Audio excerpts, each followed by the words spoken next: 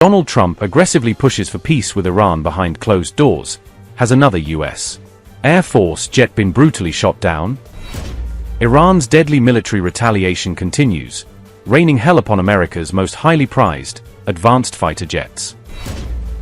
With U.S. bases reportedly severely pummeled, is Mujtaba Khamenei now openly daring American troops to come out of hiding? Fresh, highly alarming details finally emerge revealing exactly how Iran's military successfully took down America's $100 million stealth jet.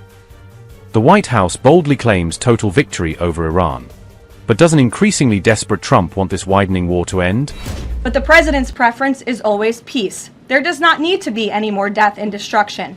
But if Iran fails to accept the reality of the current moment, if they fail to understand that they have been defeated militarily and will continue to be, President Trump will ensure they are hit harder than they have ever been hit before. President Trump does not bluff, and he is prepared to unleash hell. Is Donald Trump left completely red-faced after an unyielding Iran reportedly outright dumps his massive 15-point peace proposal? Iran dealt another setback to the United States as Donald Trump quietly continued pushing for a ceasefire arrangement. Iran's elite guards claimed they had successfully targeted an advanced American F-18 fighter jet. Iranian media released footage on March 25 that it said showed the alleged U.S. Air Force F-18 jet. Meanwhile, Iran's military claimed that American bases across the Gulf region had been hit repeatedly. Iran's Qatam al-Anbiya alleged that U.S. commanders in the Middle East had fled their positions and gone into hiding.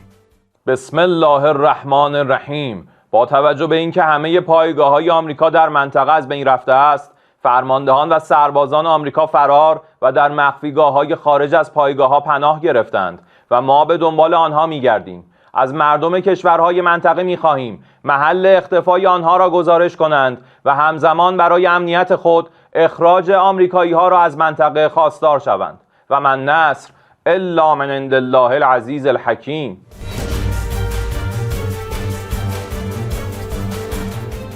Meanwhile, further details emerged regarding the U.S. Air Force F-35 jet reportedly struck by Iran on March 19. A press TV report claimed the aircraft was severely damaged by an Iranian surface-to-air missile. Iranian media cited details from the U.S. Air Force Journal to describe the damage reportedly caused to the jet. U.S. military officials are also investigating the reported Iranian attack on the aircraft, according to Press TV. Reports emerged claiming Iran detected and struck the U.S. F-35 using heat-based sensing systems.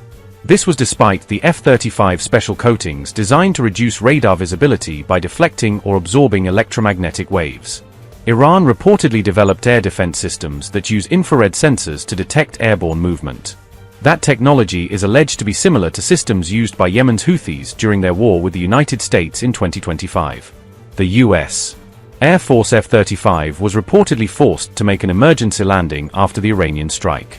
The F-35 pilot was reportedly injured by shrapnel, although U.S. CENTCOM declined to comment publicly. On March 19, Iran published video footage that it claimed showed the F-35 being targeted and struck. The F-35 was reportedly among about 20 U.S. Air Force aircraft said to be damaged or destroyed by Iran. On March 23, a U.S. F-15 jet was reported down in Kuwait, while America said the incident involved friendly fire. A KC-135 refueling tanker also crashed in Iraq on March 12, killing all 6 U.S. crew members on board. On March 1, 3 F-15E fighter jets were reportedly shot down in separate incidents in Kuwait. The United States has confirmed that at least 13 soldiers have been killed in the war against Iran. Meanwhile, Trump deployed additional Marines and paratroopers to the Middle East as the conflict continued. As losses mounted, Trump is reportedly pushing for a peace deal with Iran behind closed doors. Pakistan and Turkey are reportedly acting as mediators between Washington and Tehran. Iran rejected Trump's 15-point peace proposal sent through Pakistan, according to a Press TV report. Iran reportedly presented 5 demands instead and said it would not end the war on Trump's terms. First, Iran requires an absolute cessation of hostilities and targeted killings. Second, Iran wants an established operational framework that guarantees military bombardments will never resume. Third, Iran expects assured financial compensation for widespread infrastructure destruction. Fourth, Tehran insists upon a definitive termination of active combat operations involving Israeli forces across both Iranian and Lebanese territories. Finally, the Iranian government must maintain complete jurisdictional control over the Strait of Hormuz. The White House, on March 25, declined to comment on whether Iran had in fact rejected Trump's proposal. Caroline Leavitt also refused to share details about who exactly the United States was negotiating with. Turning to the ongoing military operations in Iran, the United States military continues to decimate the terrorist Iranian regime's offensive and defensive capabilities. Just over 3 weeks in, it's abundantly clear that Operation Epic Fury has been a resounding military triumph. More than 9,000 enemy targets have been struck to date. Compared to the start of the operation, Iran's ballistic missile attacks and drone attacks are down by roughly 90%. The United States is also annihilating the Iranian regime's navy. We have destroyed more than 140 of their naval vessels, including almost 50 mine layers. This is the largest elimination of a navy over a 3-week period since World War II. Again, let me reiterate, this is the largest elimination of a navy on the face of the planet in a 3-week period since World War II. We are systematically dismantling Iran's defense industrial base, which will prevent future threats to the region. Our military also remains laser focused on eliminating the regime's threat to the free flow of energy through the Strait of Hormuz. Over the weekend, we dropped several 5,000-pound bombs on an underground facility used to store equipment, including anti-ship cruise missiles and mobile missile launchers positioned along the coastline of the strait. Our military efforts grow more successful with each passing day, steadily degrading Iran's ability to terrorize merchant ships. For all of these reasons, we are very close to meeting the core objectives of Operation Epic Fury, and this military mission continues unabated. From the outset, President Trump and the Department of War estimated it would take approximately 4 to 6 weeks to achieve this critical mission. 25 days in, the greatest military the world has ever known is ahead of schedule and performing exceptionally.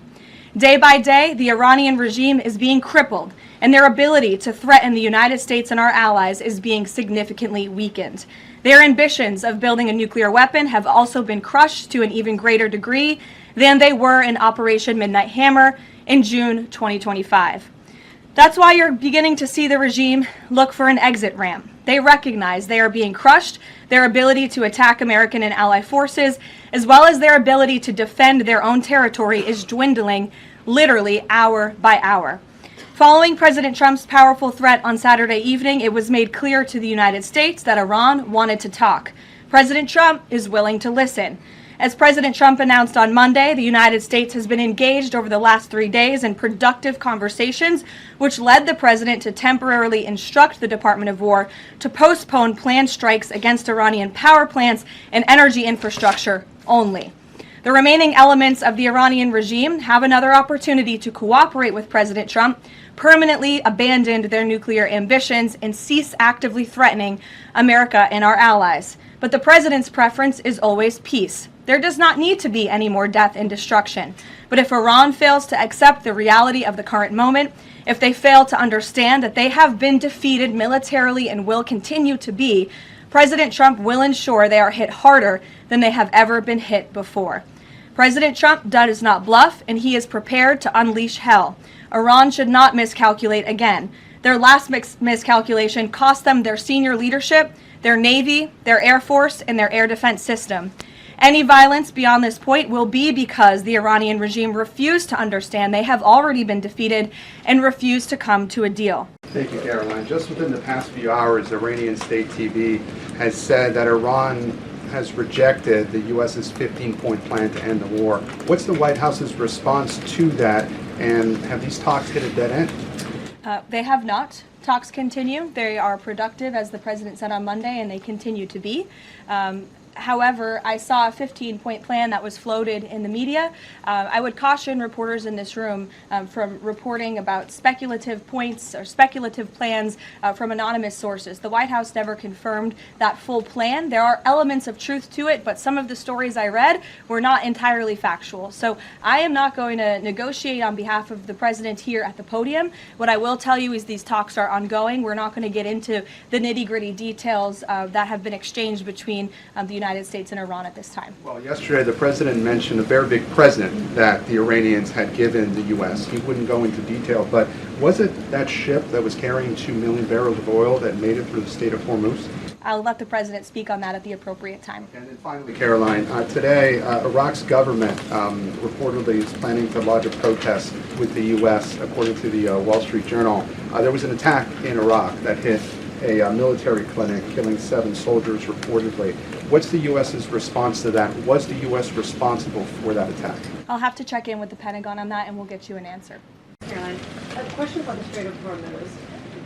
If these negotiations are not successful, is the only option to reopen the strait in boots on the ground, given that all of our allies have essentially said that they are unable or unwilling to help? Look, that's a hypothetical question. It's a hypothetical question. It's also a decision that would have to be made by the commander-in-chief, and I'm not going to get ahead of him. And in addition to that, when it comes to the Vice President, J.D. Vance, what has changed that has made him more of an active participant in these negotiations with Iran? I don't think anything has changed. The Vice President has always been a key member, the President's right-hand man, and a key member of the President's national security team.